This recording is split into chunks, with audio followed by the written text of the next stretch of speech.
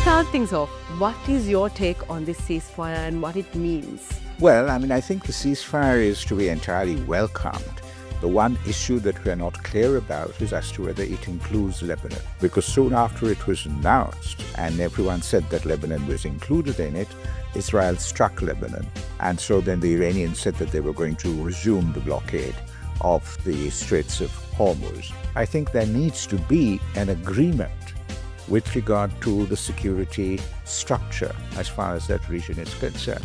But one question remains, and that is, will Israel come on board? Israel and Iran continue their hostilities. If we talk about the motivators behind each of these countries, what is Israel's motivator? So until one can dispel that suspicion and get rid of that sort of threat perception, I think there is going to be hostility and tension.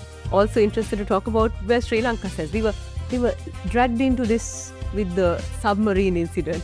What is happening now? Well, I think we handled that submarine incident fairly well. We will engage in humanitarian activity as a consequence of the war. Having said that, though, I think a key factor for Sri Lankan foreign policy is what Delhi decides. What is your message to the general public? Because there's a lot of speculation, panic, you name it. What is your message? Social media is full of truth, lies, misinformation, disinformation. So please don't go by every story that you read in social media. Don't engage in panic buying, whether it be a fuel or food or whatever. Keep a level head and recognize that yes, things are going to get tougher, and we as a country can cope with it as long as we keep a level head. The dynamics of the Middle East crisis is ever evolving. We spoke about all of this and more with Dr. Paikiasothy Saravanamuttu. Stay tuned. For 30 years, LMD has been the voice of business in Sri Lanka, capturing the pulse of the nation's corporate landscape through its iconic covers. Each cover tells a story, from the first edition in 1994 to the present day, narrating key moments, leaders and trends that have shaped Sri Lanka's business ecosystem. Over the years, LMD covers have featured thought leaders, business pioneers and game-changing innovations, reflecting the evolution of industries and the economy. As we celebrate 30 years, these covers represent more than just publications. They are a testament to LMD's legacy of excellence in business journalism and its unwavering commitment to being Sri Lanka's leading voice of business. LMD, Sri Lanka's voice of business, a legacy of 30 years.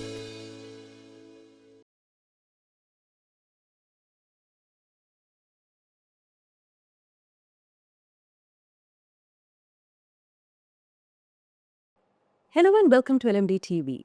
The topic of conversation today is the Middle East crisis and how it impacts Sri Lanka. And I'm here with Dr. Paikiasothy Saravanamuttu, who is Executive Director of the Center for Policy Alternatives. Welcome to our show. Thank you. It's lovely to have you. I know it's a difficult topic to discuss because we don't know what's going to happen tomorrow. Yes. To start things off, what is your take on this ceasefire and what it means? Well, I think the ceasefire is to be entirely welcomed. The one issue that we're not clear about is as to whether it includes Lebanon. Because soon after it was announced, and everyone said that Lebanon was included in it, Israel struck Lebanon. And so then the Iranians said that they were going to resume the blockade of the Straits of Hormuz. But if it can stand, I think it would be a very good thing, because the key part of that whole deal is for international opinion and for internationally is the whole question of the Straits of Hormuz. And Iran is going to get, 2 million per ship or whatever it is passing through the Straits, and hopefully that will be a sufficient incentive for them to keep the Straits open. But I think it is entirely to be welcomed.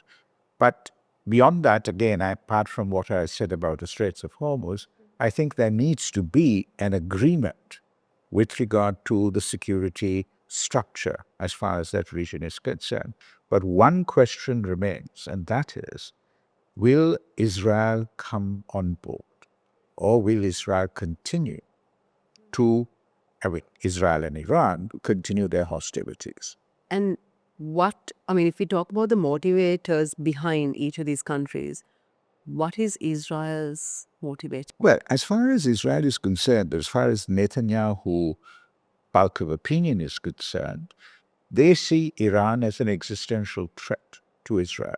They say that Iran acquires nuclear weapons to target Israel, and that therefore there is a fight to death, as it were. And it's a fight to death between the Zionist regime in Israel and the Ayatollahs in Iran. So as far as they're concerned, look, we're not going to sit and wait until they attack us. We're going to attack them first. So until one can dispel that suspicion and get rid of that sort of threat perception, I think there is going to be hostility and tension.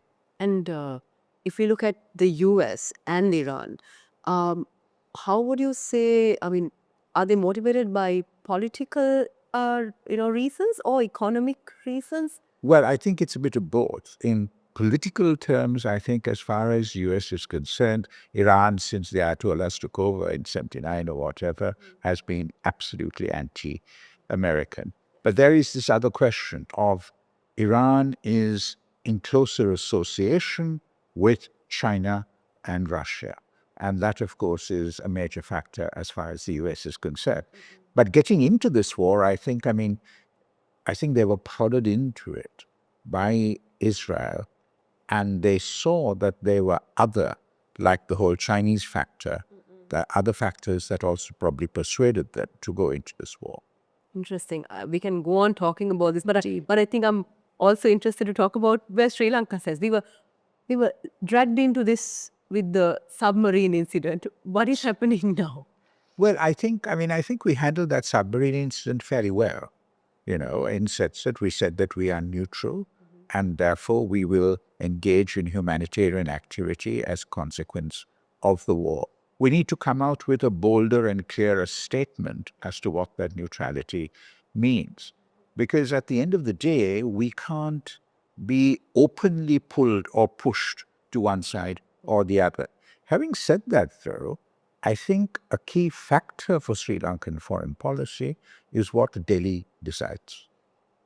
If you remember the whole thing about the warships visiting, the whole thing about Chinese in Mannar for energy and all of that, we invariably have to follow the sort of trends, as it were, in India, because I don't think we can stand entirely on our own at the end of the day. So it's an ambiguous policy in the sense we declare our neutrality, and for public consumption and exposure, we are neutral. But in private, we have to navigate the contours of Indian foreign policy as well. If we look at it in terms of our exports, in terms of our maritime industry, how should those be taken into consideration? Well, if we had made those preparations well in advance, with the prospects of Dubai decreasing, Right. we would have been there perhaps to take up the flak. And I think we still have to try to do that. Yeah. Take up the flak from places like Dubai. In terms of our supply chain, we have to look at alternatives, not be too reliant on the Middle East as we are. And both in terms of remittances, labor, the whole question of, foreign workers going there, and even tourism, So we have to look at alternative. It's time now to take a very short break, but we will be back to talk more about the crisis and what it means to us. Display your brand message on digital screens at prime locations. The largest digital advertising network in Sri Lanka. Emerging Media.